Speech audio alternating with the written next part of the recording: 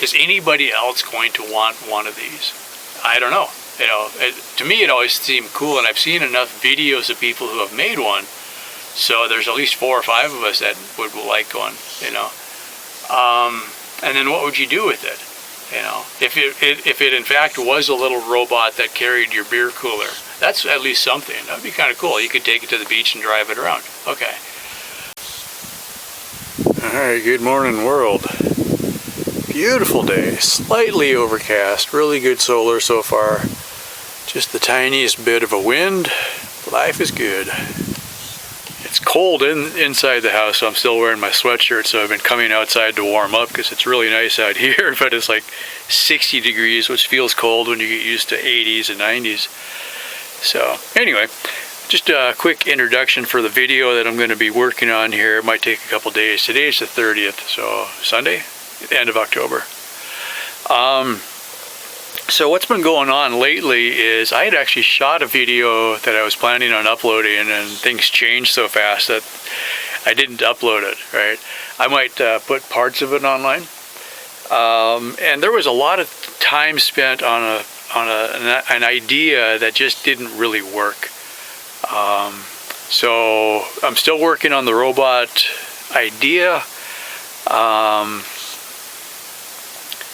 So I found 1 or 2 things that just didn't work. Okay, so I put a bunch of time into that, but in the meantime I did have some other ideas for stuff that I could show you.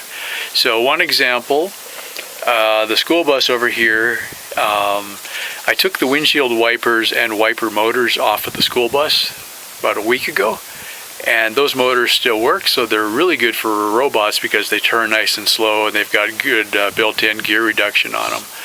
So I was testing those. I also took the fans. There's the windshield defroster fans that the school buses have, that kind of a cage fan on a pivot that you can aim wherever you want it. The bus had 2 of those and they work really good. So I ended up with some really good motors, electric motors that I pulled out of the bus that should work pretty good. So I think what I'll do is a quick highlight video, and we'll get that uploaded and show you some of what I've been working on. And I was thinking, I've got the second channel, the Mars Clipper channel, that most of you probably haven't seen yet. I was going to use that for going with the Mars Clipper books that I was making. Also, nobody bought those, so I guess nobody was too interested in that. But the whole idea of the Mars Clipper channel was for the robots and the spaceships and all that kind of stuff. So what I'm thinking going forward, I'm going to do kind of a daily or a weekly highlight video about the robots, and I'll put them on the Mars Clipper channel, and then once in a while when something is actually working, I'll put it on the main channel. So if anybody's interested in the robots, you can go check out the second channel. The link will be on screen and also in the description. You can just Google it or look on YouTube for Mars Clipper. I think there was more to the name. It was Mars Clipper Dreadnought, I think. Dreadnought was the name of the ship that my character was on.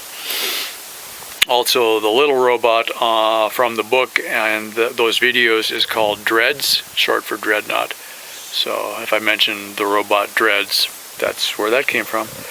Anyway, so I was kind of not uploading a video until I got something done, and then I realized, well, that's going to be a while, so I kind of had to back up and try again. So I thought, well, let me at least show you a work in progress and see what's going on, and we'll go from there. This is the mechanism for a windshield wiper. This is the motor. The motor has a gear drive on it, so it turns pretty slowly, and this one's got 3 wires, but it's got position for 5 terminals. Okay, so they didn't use all of them. And then on this side, there's this crank coming this way, and then a long output shaft here. That's disconnected right now, but the output shaft would hook to here, and this is the part that just goes back and forth, because I can't reach the camera. So that is doing a continuous round and round, and yet this side is only doing about 1/4 of a turn, and that's what your wipers are doing. So what I'm doing, I started thinking, is like, man, I got a whole bunch of bus parts I might be able to salvage something out of. Like for instance, great, one of these awesome bus blower, like windshield defrosters. Right? A master switch, which actually has a breaker in it. Overkill, but whatever. So these connectors are XT60s. I've got a voltmeter here that shows that I've got 12 volts coming off my little battery. This battery is 18650s and it's got a BMS in it. So yesterday I managed to accidentally short it and the BMS just shut off really quick and that was it, no problem. I disconnected it, waited a couple seconds, hooked it up and it worked fine. So high is the red wire, low is the black wire, and base is ground. So you can't just run it red to hot, or red to positive, black to ground. It won't work. That's high and low setting. So you can run this on 2 speeds. Okay, and then you have to ground the base. And so what we're going to do, since I found this, I'll use this to ground to the base. Try to get a good connection on that. That should be good enough. And then my switch is off, and we can hook this one up. And then my red wire, my red clamp, I can put on either one of these. I'm leaving my gloves on today because yesterday that wiper motor tried to get me. So let's see, we'll just turn the switch on and bump it real quick, make sure this works at all. So this is the red for high. Oh yeah. And then black for low. Yeah, it's slower. For anybody curious, most of the things that I'm showing you I've had for several years sitting in a box. I didn't go out and just buy this stuff. Some of this is dusty, some of it actually looks kind of new. This is a motor controller. I have no idea what the specs are. I don't remember exactly why I bought it. Probably robot related, but I don't remember exactly. All of the motors that I've been talking about on this so far are regular DC brushed motors, not brushless like you'd have on a radio controlled car or airplane or drone or the electric bike. Simple 2-wire motors. Okay, so what this is, it's got a variable potentiometer. It's got a click off and then on and then presumably minimum to maximum speed. And it's got a 2-position, or actually a 3-position switch, off in the middle, and then 1, and then off, and then 2. Okay. I think this is going to be for direction. Just looking at it, that's kind of my guess. So I should be able to run the fan backwards or forward and control the speed. Okay. I'm running the red wire, which is the fast one. I've got the black wire, which is the slow one for the fan. I'm not using that one, so I'll just kind of pull it aside. Turn the switch on, nothing should happen, and then we'll turn this to number 1 on this switch, which should be a direction, and then we'll turn this on. That is super slow, and it's going clockwise from my point of view looking down. Oh, they probably sensed my finger on there. I threw off the resistance.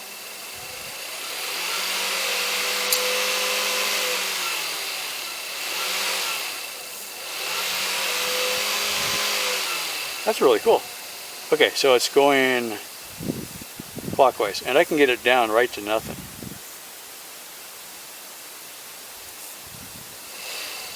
Okay, switch it off, and then we'll switch the direction, and it should go counterclockwise now. Yep. How cool is that?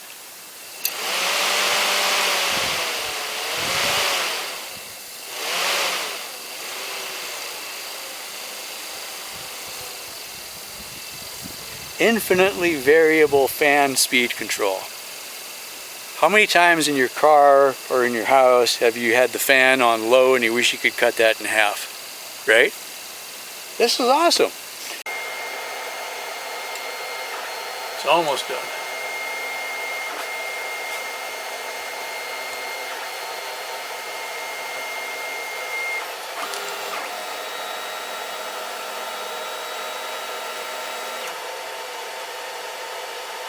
Alright, we're done.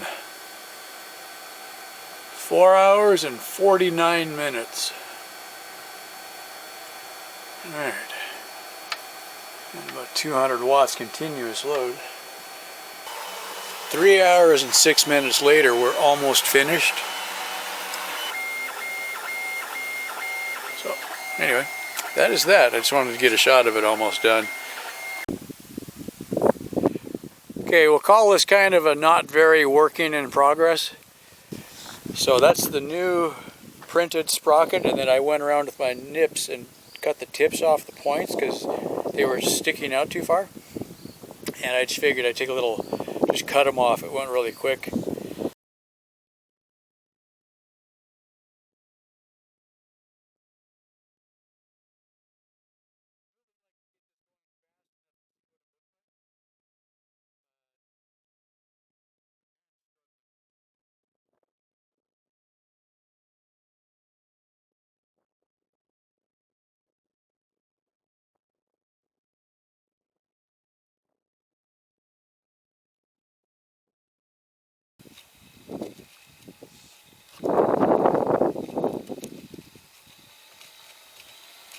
Okay, that's wide open.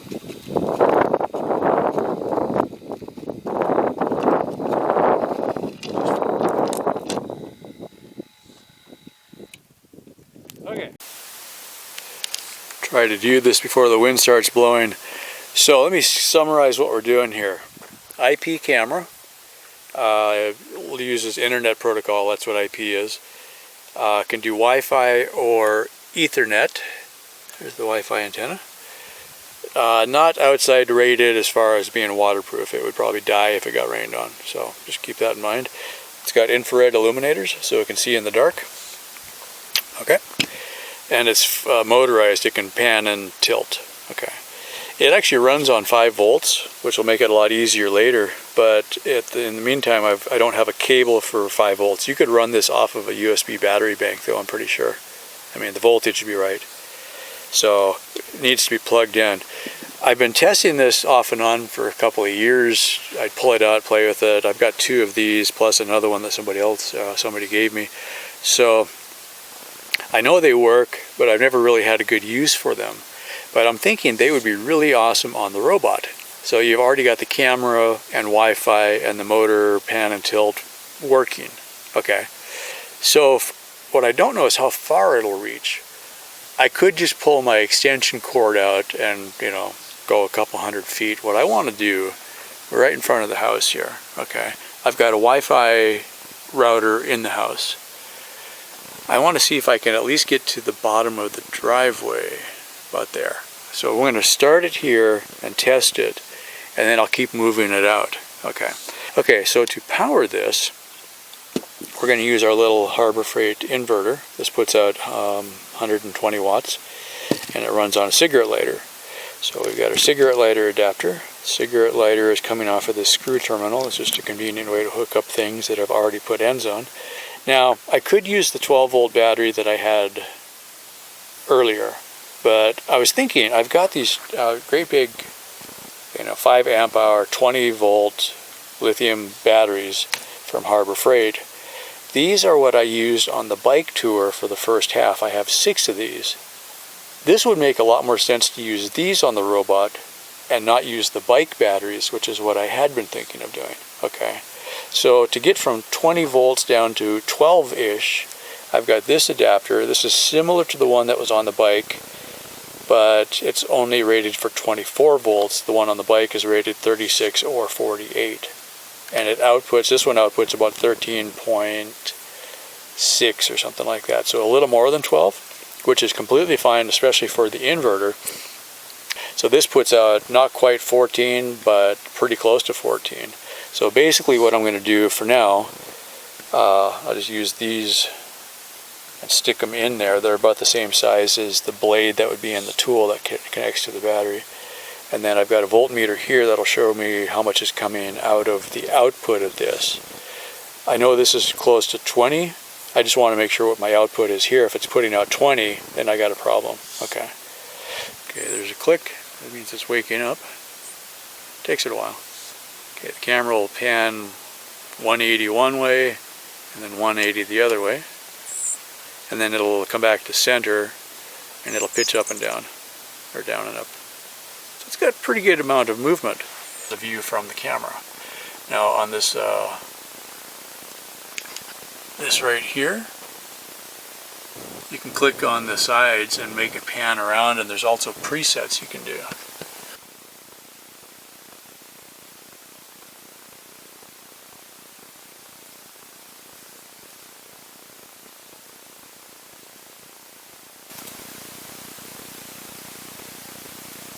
Screwdriver.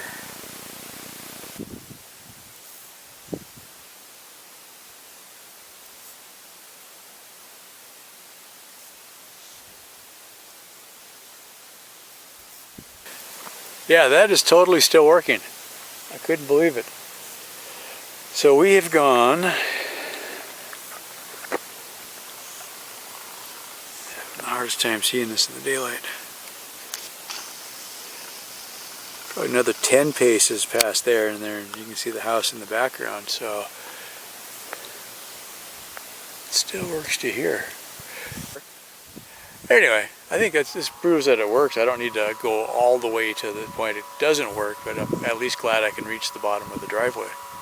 So that means most of the trail around close to the house should be in range. So I can drive around the house and explore a little bit and still see it. It would be kind of cool if I could have the rover sitting somewhere and send back pictures once in a while. The cameras are not the most important part, obviously, but at the same time, they're kind of an important part because that's one of the things I want the rover to do, is to go out and shoot video or take pictures. It's one thing for it to drive around, but it's got to have payload. So one of the things that the payload is going to be is the cameras and being able to do stuff. I had started this test a couple years ago, actually, I think, and didn't really go all the way through it, but I've had these cameras since when I lived in Austin, so I think in the beginning I was just like, well, how far would it work kind of thing? But the robot was always in the back of my mind, so I took the wiper motors out of the bus. I've made a little chain sprocket based on the measurements from the bicycle chains, and then I used some of the old bicycle chains. I went for a 2-to-1 reduction, and that basically worked, but I had a few problems. It just wasn't quite good enough, and the more I thought about it, if you don't get really good alignment on your chain, you're going to have problems where a belt can be misaligned a bit and still work.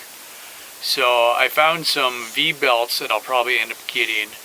I'm going to narrow down the size a little bit more, but it's like I'm not running a big powerful motor. You know, another source though, vacuum cleaners have belts, so that's something I've also seen in the search results a little bit. So I'm kind of playing with the idea there. A lot of the last couple weeks though, I've been looking probably too far ahead, but I kind of wanted to have an idea where we were going. So I was looking at things like artificial intelligence and object recognition specifically. And the reason I was doing that is I thought, okay, if I can, you know, it's one thing for me to draw a line in the sand or give it a virtual line and tell the robot exactly where to go and how to get there.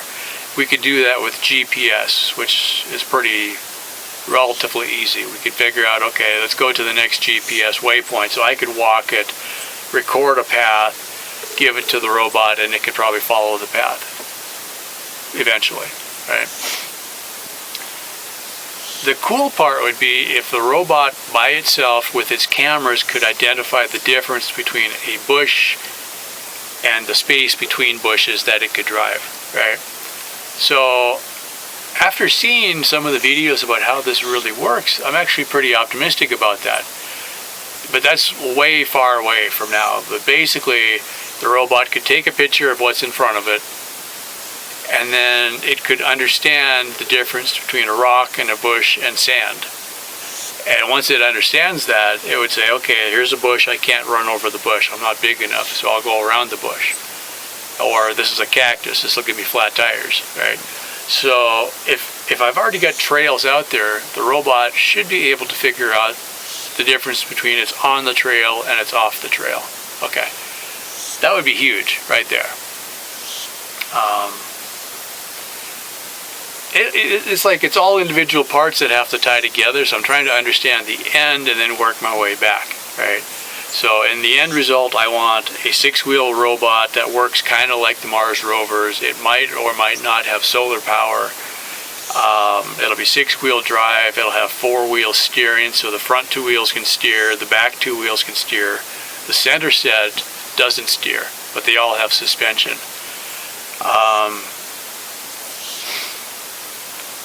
Beyond that, if I could make a kit that people would buy, that would be pretty cool. That'd be a neat source of income. And then, so then the other side of my brain kicks off is, how could I manufacture some of these parts, right? And I'm like, okay, as much as possible, if I can just say, you know what, the Harbor Freight wheels work. There's a Harbor Freight in practically every medium-sized town in the country. So if you bought my kit, I would say, these adapters will work with the Harbor Freight wheels. Just go buy the wheels locally instead of me shipping them to you. You know, so maybe I could just make the adapter kit and give you instructions. Here's the materials to use. Here's maybe a cut list. You could cut the long pieces into shorter pieces. You know, or I could sell you a kit that was ready to bolt together. All the parts were pre-cut. Okay. So with that, then there was another question that I realized. I mean, the newest Mars rovers are about the size of an SUV. As cool as that is, that's even bigger than I need out here. I don't need something that big. You know, it would have to have its own garage just to live in. Spirit and Opportunity were quite a bit smaller. That's probably closer to what I'm looking to do. I haven't actually figured out the exact scale as far as, okay, if I look at what I did, like the beer cooler looking robot from the first video, that might be roughly the size of Spirit and Opportunity. I haven't actually figured out the ratio yet, so I could go back and figure that out. You know, they're all listed. They're like, okay, this is how big it is. Okay, so that would be kind of, you know, a starting point. Well, it's like, is anybody else going to want one of these? I don't know. You know, to me it always seemed cool, and I've seen enough videos of people who have made one, so there's at least 4 or 5 of us that would like one. You know, and then what would you do with it? You know, if it in fact was a little robot that carried your beer cooler, that's at least something. That would be kind of cool. You could take it to the beach and drive it around. Okay. So then it still has to fit in the back of your car or your SUV or something like that. So, you know, I guess the question would be, if this was available, would anybody want it, and how big would you want it? I think once I got the design figured out, the electronics will be pretty small, so I could probably have a common set of electronics that could work with all of them with maybe small adjustments. If I can find other wheels that are the right scale for different sizes of robots, you know, that kind of thing. You know, and then we can go from there. But, you know, if you could have one that was, you know, say 125 scale or something like that, you know, something, you know, the size of a shoebox, that would be kind of cool. For me, out here, I thought, well, I wanted to go bigger so that it could run over littler rocks without getting stuck. But if you were only going to use it in the house, then yeah, it would just be a little tiny thing. One other just completely out there thought, but I was just kind of thinking about it. Universities and colleges do this kind of thing. And quite often, you know, you'd end up with one group of people building the robot and another group programming it and going from there. But what if you could already have the chassis working and then put your stuff on it, so you could just focus on the software and not have to build the thing? You know, so that's kind of in my head too. And then I had the craziest idea. This is way out there, but, you know, why not? NASA has groups of astronauts and engineers that are out in the desert quite often. I think closer to Phoenix, but I think there's a few places they go.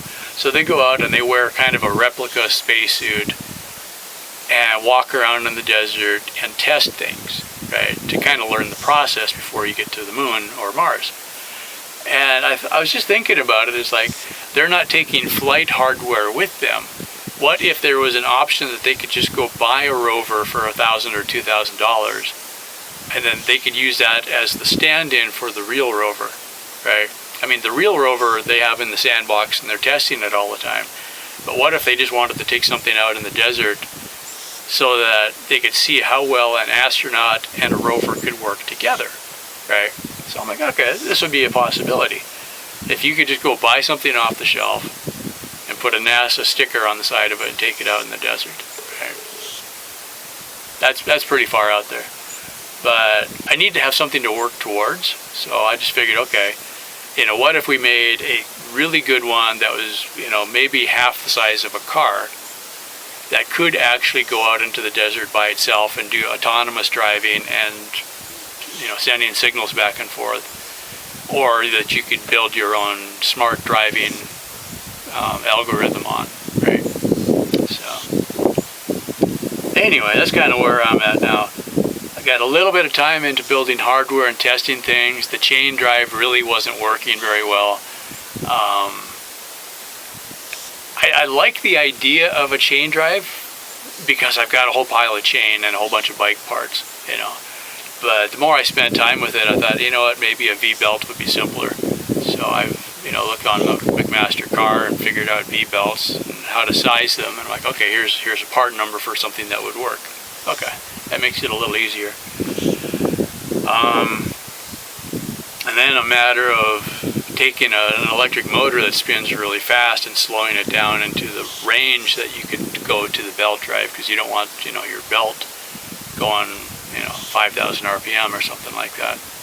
It'd probably go, I think if I had 1 wheel turn per second or 2 wheel turns per second, it would actually be pretty close to a walking speed. I'm still working on the ratios there. But anyway, not much to show you yet. We'll get there. And yeah, as always, thanks for watching the videos. And if you're new to the channel and if you're interested in any of the things I'm doing here, be sure to like and subscribe. Subscribing costs you nothing, and it helps show the internet that I've got something here worth looking at. So check that out. If you'd like to help support the channel, there's YouTube members, there's Patreon, and all those links are down in the description. All right, that's it for now. Stay tuned. Bye.